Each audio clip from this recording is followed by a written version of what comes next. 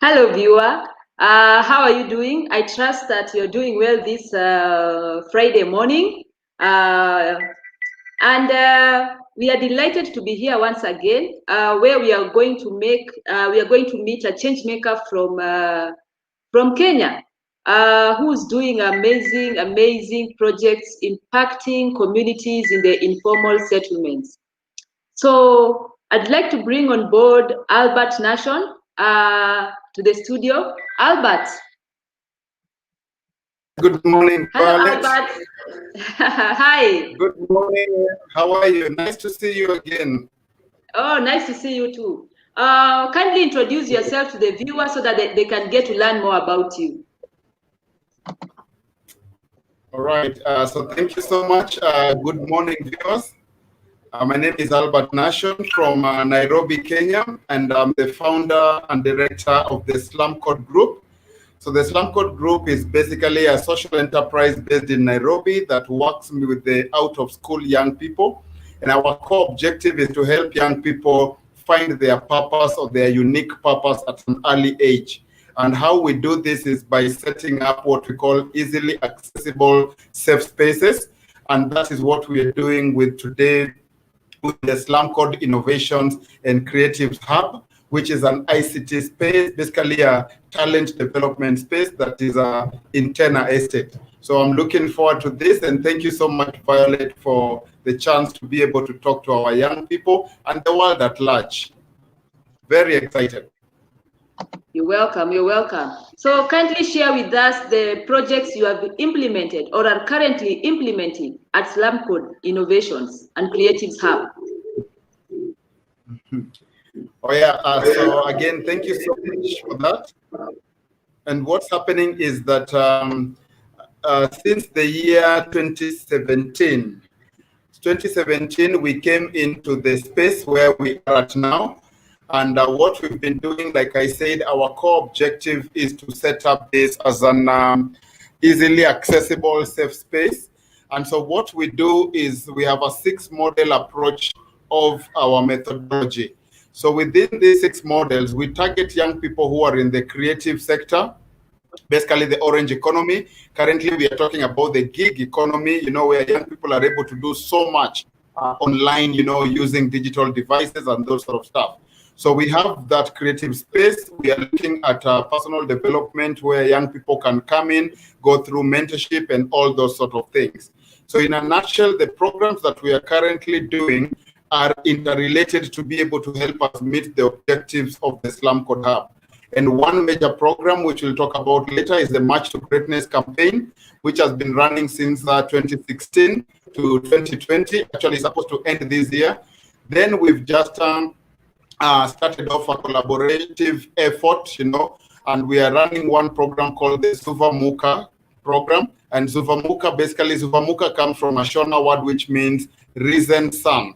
And so it's a mentorship and training program that we are currently working with young people from the informal sector. Just yesterday, the first cohort graduated, a team of 5, after a very, very amazing 3-month experience. And we are looking forward to doing 4 more cohorts in 2021. And so apart from that, we are also setting up this hub to be a place where different organizations and different groups can find places to come and meet and connect with partners, access technology, have access to mentorship and all those kind of stuff. And so that's how we are building it up as we move on. All right. So over to you, Val. Yes. So like the hub, it accommodates. Do you accommodate children at the hub, or it is just adults? Oh, that's a very good question. Actually, for us, one thing that happens is the reason why we have the hub right in the neighborhood, and I keep on telling people that we want to have pride in setting up not just a gathering center. It's not just a youth center, but it is in all senses the hub that we are talking about. And so we want to have, as we've already set up, a very, very powerful Wi-Fi connection. We have computers, we have an art room, we have a kitchenette, we're having a boardroom setup, we have a library, and all these things through the collaborative effort of our partners, we continue to make it happen. And so the reason why we are calling it an easily accessible safe space is so that any child who is able to walk and can come can access the place. So we literally have children from the age of 4 to 5 going all the way to 35, 40-year-olds. So the reason why we're doing that is because our hub is a fundamental entry space for every young person who wants to discover themselves, who still do not know what they need to do. Because we believe that the more access people are given, the better it defines the formation of their mindset, the formation of their brains, and they're able to make decisions way in advance. So for us, we work with young people, children, youth, going all the way. All right. Kindly share with us the partners that you work with or the donors who have supported you. All right. So to be able to get the Slum Code Hub running, number one, we are a group that has believed so much in self-sustaining or self-supporting projects. And so in a very, very large scale, key things that we do would be looking for like-minded partners. They would be individuals, they could be institutions or organizations. And so when we have this running, we've gotten people who have decided, like the Strathmore University gave us furniture, and they keep on supporting us with mentors. And so that's one way we work with them. We have an organization called Connection Ubuntu, which has been able to be very, very good at supplying computers. And so we are building our computer lab, working with them. Currently, we have other partners who are coming in on board to be able to do different segments of the program that we have at Slum. So Strathmore University, Connection Ubuntu, we've got organizations that focus specifically on mentorship and long-term partnership, like the St. Petersburg University out there in Florida. So we are having discussions on things that we need to be able to do. Locally, we are working even with the Youth Fund. You know, we've worked with Digital Opportunity Trust, and so we continue to work with Hope Worldwide Kenya. So these partners are people who come on board to focus on a different component of the 6 projects or the 6 programs that we have. So those are the ones we are working with currently, and we're excited about how to support and sustain our programs. All right. So are you currently working with the county government or the national government? Nice question. So what's going on currently is, like we said, since the year 2016, obviously as a registered entity, then we would have this. Oh, he's disappeared from the studio, but it's because of network issues, but he's joining again. So let me just text him. So, viewer, you've been listening to Albert. Albert is doing remarkable work in the community, impacting communities, and we are glad that he's joined us once again in the studio. Hi, Albert. Hi, what happened? You disappeared for a minute. I just saw my screen saying something happened, and it's saying try again, and I'm like, okay, what happened? Yes, now you're back. Yeah, so we were talking about. Yes. Yes. Yeah, so you are telling us about how you're working closely with the national government or the county government.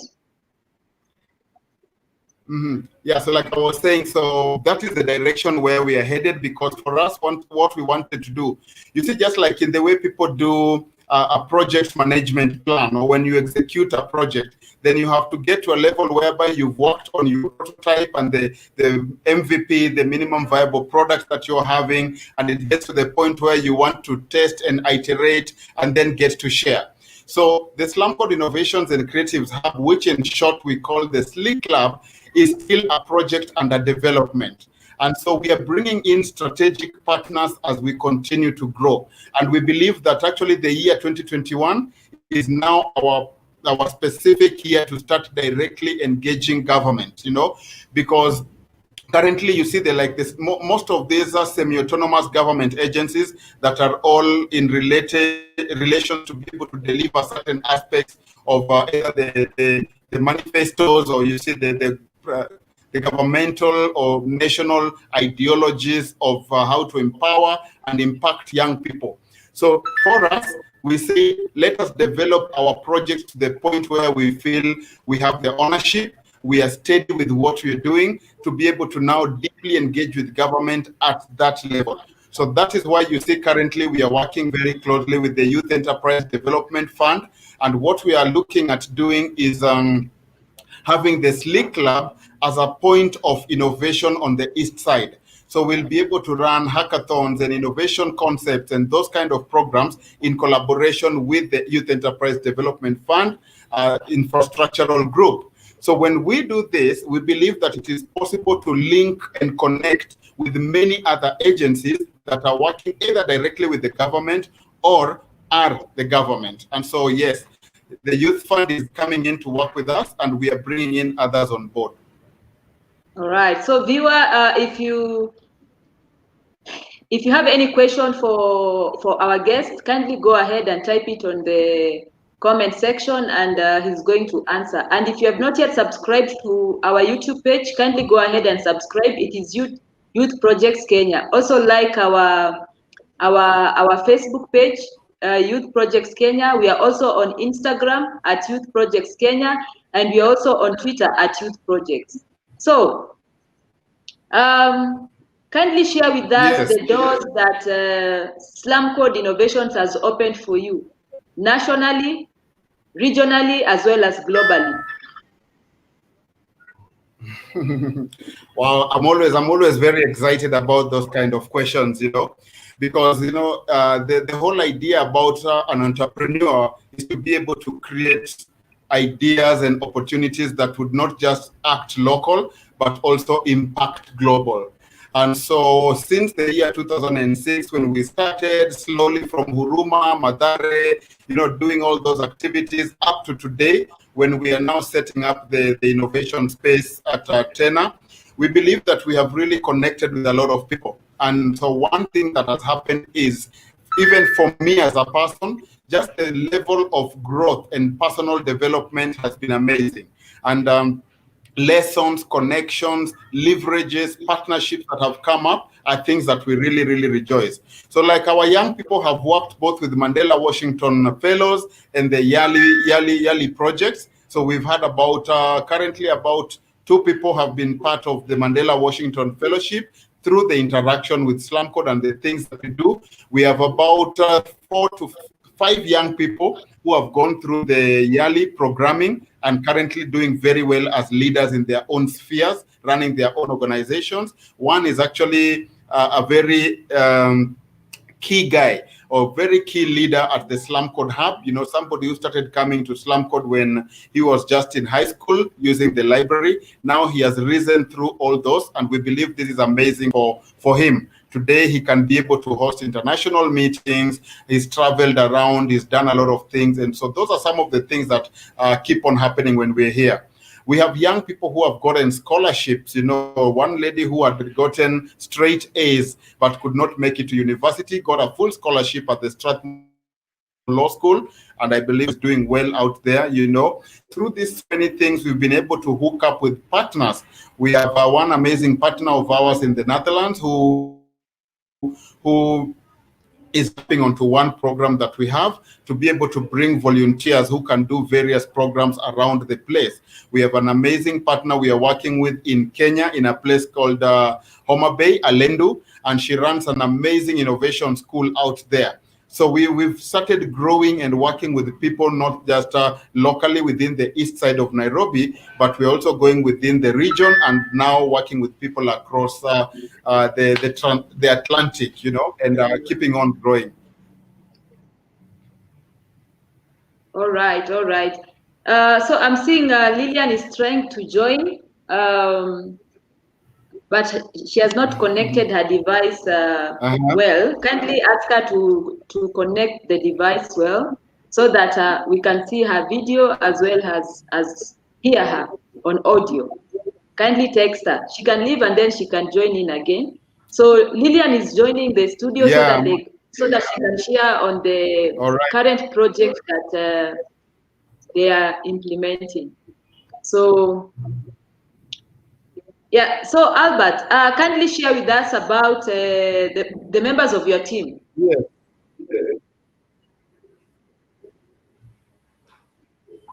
Oh, yeah, amazing. So currently what's happening is the way Slum Code works is we have a board that we have an advisory board that is up there, 4 people whom I talk to and who guide us and mentors on different issues. They are drawn from diverse parts of this country and probably even without. And so what happens is, apart from the board, I am here as a representative, founder and chair. And then I work with a team of about 8 other young people, 3 who are full-time, and they hang out at Slum Code Monday to Friday doing all this other stuff. Then we have others who are within their own, they can't be full-time because of what they're doing, but they support different aspects of the programs. Like I said, we have 6 key programs. So one of them is we have YFED, which deals with women and girl child and that line of vulnerability. So there's somebody who is in charge of that. Then we have what we call Kituo. Kituo is our housekeeping and catering project, which takes care of things happening at the hub in terms of event planning, catering, housekeeping, and all those sort of things. Then we have what we call Slum Media. Slum Media has a manager who deals with media, photography, video, editing, online space, and all those sort of branding aspects. Then we have what we call Code Space. Code Space is our ICT-related programs with a young man who is in charge there as an instructor and team leader. So that is how that person fits in there. And finally, we have Slum Cafe. Slum Cafe also incorporates the arts and creatives. So we have a very, very amazing young person there who is a spoken word king, amazing with the spoken word art. So what all these people do is they each run those various departments as young people to bring in their creativity, to bring in their skill, and that is how the hub runs. So everybody else who comes into the hub would come in either the hub user or somebody who wants to be part of the larger framework of our programs. So that is literally how my team works, and it's an amazing group of young people. All right. So Albert, Yes. kindly tell Lillian that she needs to put on her camera as well as switch on audio. Yeah, so she may leave the studio, but then join in using her camera. Pardon? Yeah, I'm saying coincidentally, I've done that. The person who is trying to come in, I don't know whether it's her device or what. Is she in the background? Yes, I can see her in the background, but it is saying devices not connected. So she needs to connect her mic or camera before I can add her to the stream. Yeah, I don't know why she appears to be having challenges, so maybe she might not come in because she's tried she's saying she's tried on her laptop and her phone. So, but I can talk. Yeah, she wanted to just help us talk about the makeup class, but you can see I have makeup, so I think I'll do well.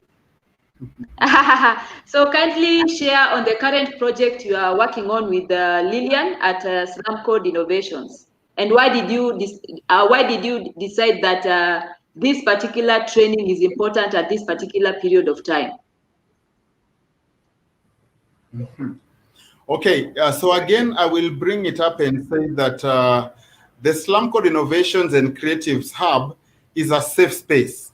And number 2, we said being in the community or the area where we are at, we are trying to eliminate barriers of fundamental entry into young people discovering their purpose.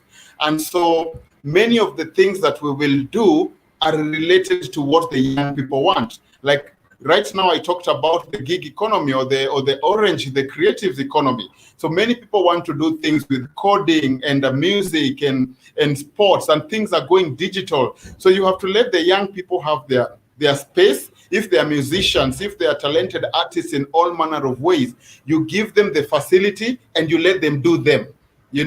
And so that is what the Slum Code Hub is all about. The young people who come in here, they come in with what they feel they love. So we will provide guidance, mentorship, and adult coaching to to be able to bring in a professional aspect to some of these things, but otherwise we let them be, you know. So what happens is, like currently we have just finished one program, like I said yesterday, a team of 5 young people, many who are coming from Korogocho, Kariobangi, Tasia, Feather. So we had a team of 5 people graduate. We started off with 12, but a number of them had to go back to school, you know, when schools opened and what have you. So the 5 who finished graduated yesterday, and they've all gone through computer essentials. They've done entrepreneurship. We've had personal development. And so within this space, we've been able to create linkages and exposure to the young people that helps them to really define how they reason, how they make decisions, choices that they make. So that is what I said. Number one, we are calling it the Zuva Muka program. And so we'll be able to share a link there for anybody who wants to join the next cohort, which starts in first week of January. We have a class of 12, and lucky for the people who are listening here, it is a 50% scholarship. So you're only able to pay 1,000 shillings, and we pay the balance of 1,000 shillings. So only 12 will be welcome to the class because of, again, COVID-related stuff, and we want to give value, so that would happen. Number 2, in terms of creative space, that's where we have 2 amazing ladies who are coming on board. They've been working with us. So we have Lillian, who is now running with the makeup masterclass. She's such a professional, you know. You can find her on her Instagram as Angela's Glam Hub. She also has her own hub, you know, and she works on, she can teach people about skincare and skin protection, all those sort of things, so that you know you can do makeup. I am personally joining that class, by the way, because I need to learn a lot about just my skin and everything. So you too come, come and join us for the class. So the makeup masterclass will be running for 31 days. You know, we have practicals and we have sessions of theory. And so the 12 people, again, will be able to go through that one-on-one class with Lillian Hinga, and she's an amazing person. So the makeup masterclass will be running. And then we also have another creative process by a lady called Sally. Sally also knows how to touch paper. She can do some amazing creative cards out of paper. So these cards would be set up for weddings, for birthdays, for receptions, for giveaways during Christmas, or she's just amazing. So all these are things that once this, I know the link is live, we will find it and share all those items there, and people will be able to see. So Zuva Muka is running, the makeup masterclass is running. If somebody wants to do specific computers, we also have a computer program running and all that. But then Zuva Muka incorporates personal development into all this. And we appreciate what's going on. We are happy. All right. So what you can do is you can post the link on the comment section. So it will be posted on the Facebook page as well as on the YouTube page. Yes. All right. So I'd like you now to, what message do you have for the Kenyan youth as well as the African youth?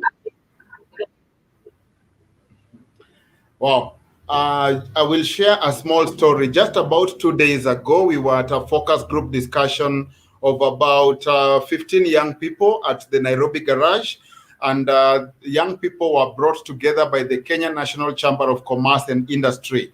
And we were just looking at how to come back post-COVID, you know. What are young people doing as entrepreneurs, as people who are running SMEs and doing all those sort of things? What opportunities are out there? And we realized that if people are open-minded, then possibilities are infinite. There's so much that young people can do. This is a time and a world and a season where young people can literally, at the touch of a button on their phones, they can become billionaires, you know. We were able to talk with one young person who is just 22 years old. And because of the spaces he has been in, the people that he has met and the opportunities that he's accessing, that young man has dealt with close to 9.8 billion worth of resources for different initiatives at 22, you know. And so some of us looked at ourselves and we said, wow, where were we at 22? How much money were we holding? Maybe we were being given pocket money by our parents, you know. But for them, time has come with a lot of change. And so all that I'm saying is young people simply need to find their unique purpose. They need to learn to focus. You can't be a jack of every trade. Don't go into the hustling mentality. Focus on something, do it well, and grow with it. There's a lot of people out here whom, if you sit at the right spaces, you will hear the right things. When you hear the right things, you are going to be taken to the right opportunities. So opportunities are galore. There's a lot of focus that young people need to have. Just go to the right places, meet the right people, access the right information, and technology will take you to levels you have never known you could ever go. And not just technology. So many other hands-on skills are here to be able to let young people do some amazing stuff. So we don't need to just close our mindset with seeking employment and going through the normal routine. You can be the one who breaks those barriers. You can be the one person who starts a new thing, and people will also follow. So young people should learn to become trailblazers, not just people who follow trails, and life will become amazingly beautiful. Violet? Thank you. So I'd like you to pitch to a potential investor or donor who wants to support you. Why should they support Slum Code Innovations and Creative Hub? Yeah, let me sit like a person who is now pitching, yeah, so that I can face Violet Mbiti, the potential venture capitalist. So, ladies and gentlemen, as I said, my name is Albert Nation. I work with young people from the underprivileged societies in Nairobi, Kenya. And over this period of time, we know that about 75% of our young people are below the age of 35. Many of them actually, 80% of our population in Nairobi is people living in the east side of Nairobi. All these people have a lot of less privileges when it comes to opportunities for them to access things that or spaces that can catapult their thinking. And so at the Slum Code Innovations and Creatives Hub, we are setting up an easily accessible safe space, which we need to have equipment from audiovisual to facilities that create a space for innovation and creativity. And so we are looking at partners who can come to work with us to be able to support in terms of resources. Resources here would be fast internet. We are looking at setting up equipment that are able to communicate with our global partners and all the funders who can come on board. We want you to be able to know that all the things that we are doing are related to building an equitable space and facility for young people to build their potential. Every day we touch close to 60 young people who walk into the Slum Code Hub who would have never otherwise not experienced what they are doing. But now we want resources in terms of funds, material, and equipment that can help the Innovation and Creatives Hub be able to support young people to achieve their talent. We want to empower close to 100 young people every day, growing up in different sectors of life with technology, agribusiness, and the creatives economy. And we believe you can do this to get us to that next level. Welcome to the Slum Code Hub. We have our website, www.slumcode.org, and we are looking forward to work together. Thank you.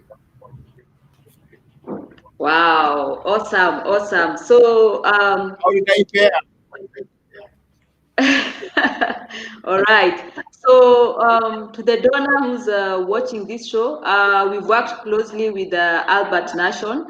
And the good thing about this show is that there are people who are watching it even globally. And some of them have reached out to me on my inbox. So I just want to tell you that he's a person who's been tried and tested, and not only has he gone ahead and shared the skills that he learned, that the skills that he has taught the young people here, but he has also gotten an opportunity to be a facilitator even in Europe, to go and train even youth in Europe with regard to identifying their purpose and initiating projects in those countries. So thank you, Albert, for joining the studio. We appreciate you. And we wish you the best and your team in your future endeavors. Yes, so thank you so much. As we come towards the end of the year, I also want to wish you well and thank you so much for this opportunity. When it comes to January, again, we are telling everybody else who are watching, tumeshukuru so much for those who spent their time to catch up with this and even them who are going to watch it in the return. January 1st, we are launching the final leg of our March to Greatness campaign, which will be taking 60 global champions to the top of Africa in October from the 21st to the 27th. And again, like we said, it's a very creative fundraising venture that is getting people to raise $1 for each meter of the height of Mount Kilimanjaro. So the target is to bust and blow $58.95 per person. I am number one, signed up. Violet, I'm giving you the challenge to go with us to Kilimanjaro and make this happen. And it's open to everybody else to join the March to Greatness campaign. So we wish you a Merry Christmas.